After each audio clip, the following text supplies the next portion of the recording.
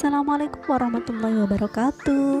Anak-anakku tercinta, bagaimana kabar kalian hari ini? Semoga kita semua senantiasa dalam lindungan Allah Subhanahu wa taala.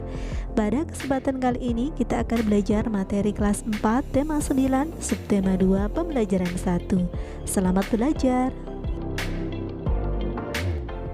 Anak-anak hebat, tahukah kalian bahwa banyak sumber energi di sekitar kita? Kesemuanya memiliki banyak manfaat untuk menunjang kehidupan manusia. Berbagai sumber energi dapat memberikan manfaat secara maksimal bagi manusia jika diolah dengan baik. Contoh pemanfaatan sumber daya energi dan perubahan energi gas menjadi panas bagi manusia adalah penggunaan gas LPG. Gas LPG diperoleh dari pengolahan dan penyaluran gas alam. Gas tersebut berubah menjadi energi panas sehingga dapat dimanfaatkan oleh manusia untuk memasak. Sekarang perhatikan gambar-gambar berikut. Gambar tersebut menunjukkan penggunaan sumber-sumber energi dan perubahan energi yang terjadi saat melakukan kegiatan. Contohnya gambar nomor 1, ada anak yang bermain layang-layang. Maka sumber energi yang digunakan adalah angin. Kemudian perubahan energi yang terjadi adalah angin menjadi gerak. Pada gambar nomor 2, terdapat aktivitas seorang ibu-ibu sedang menyetrika. Sumber energi yang digunakan adalah listrik, kemudian perubahan energinya adalah listrik menjadi panas. Pada gambar nomor 3, menunjukkan aktivitas membakar daging untuk dijadikan sate. Maka sumber energi yang digunakan adalah energi panas, serta perubahan energi yang terjadi adalah dari energi panas menjadi energi. Gambar keempat menunjukkan aktivitas petani garam yang menjemur garamnya.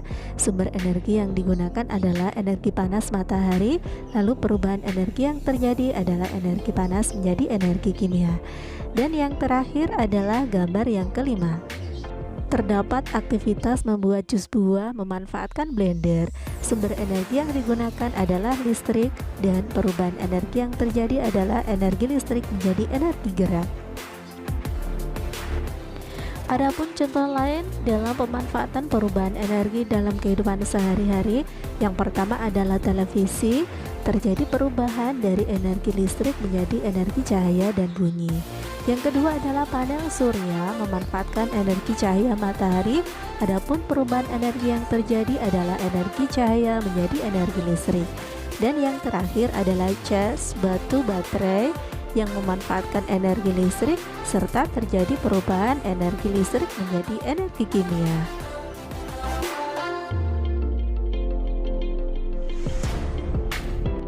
Nah anak-anak, selanjutnya mari kita simak bacaan berikut ini.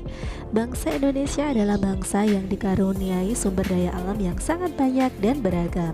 Sumber daya alam Indonesia tersebar dari Sabang sampai Merauke. Setiap daerah memiliki kekhasan sumber daya alamnya masing-masing. Sumber daya alam dapat dibedakan menjadi dua, sumber daya alam yang dapat diperbarui dan sumber daya alam yang tidak dapat diperbarui. Seperti telah dijelaskan pada pembelajaran sebelumnya, sumber daya alam yang dapat diperbarui merupakan sumber daya alam yang dapat dihasilkan kembali meskipun kita telah menggunakannya. Sumber daya alam ini tidak akan habis jika kita dapat mengelolanya dengan baik. Hasil pertanian, perkebunan, peternakan, dan perikanan merupakan contoh sumber daya alam yang dapat diperbarui. Adapun sumber daya alam yang tidak dapat diperbarui merupakan sumber daya alam yang tidak dapat dihasilkan lagi setelah kita menggunakannya. Sumber daya ini memiliki jumlah terbatas. Minyak bumi, batu bara, gas, dan barang-barang tambang lainnya merupakan contoh sumber daya alam yang tidak dapat diperbarui.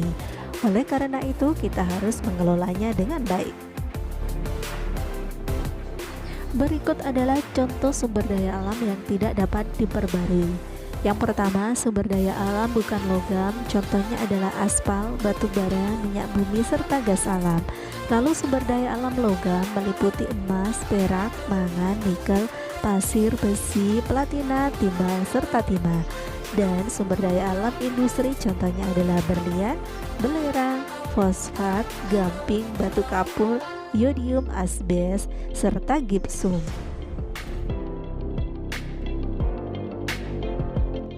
Nah, sekarang kamu sebutkan contoh sumber daya alam yang dapat diperbarui di daerahmu yang meliputi hasil pertanian, hasil perkebunan, hasil perikanan, hasil hutan, serta hasil peternakan. Selain itu, sebutkan pula contoh sumber daya alam yang tidak dapat diperbarui di daerahmu.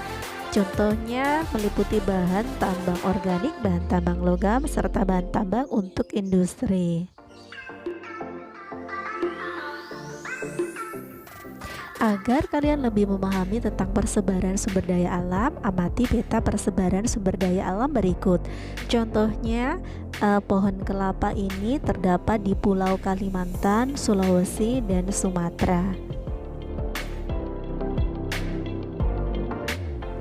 Berikut ini adalah peta persebaran hasil tambang negara kita.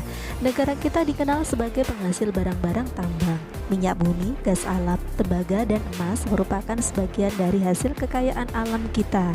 Setelah diolah, barang-barang tambang tersebut dimanfaatkan untuk membiayai pembangunan.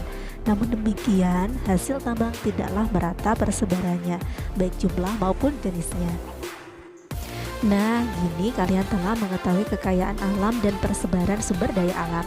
Berdasarkan jenis bendanya, sumber daya alam dibagi menjadi dua, yaitu sumber daya alam hayati dan sumber daya alam non-hayati. Sumber daya alam hayati berupa makhluk hidup. Sebaliknya, sumber daya alam non-hayati adalah sumber daya alam yang bukan berupa makhluk hidup.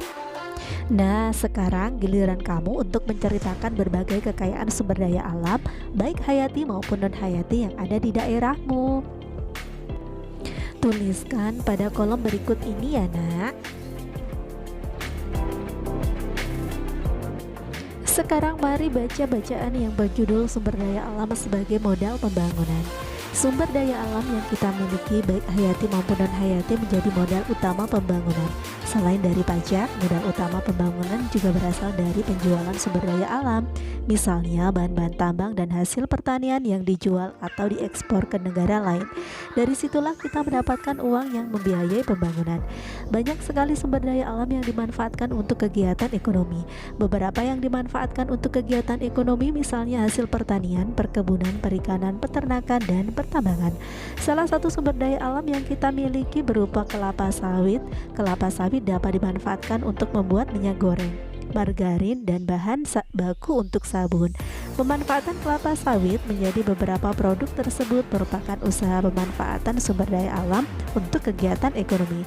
Dan masih banyak contoh lain tentang pemanfaatan sumber daya alam dalam kegiatan ekonomi.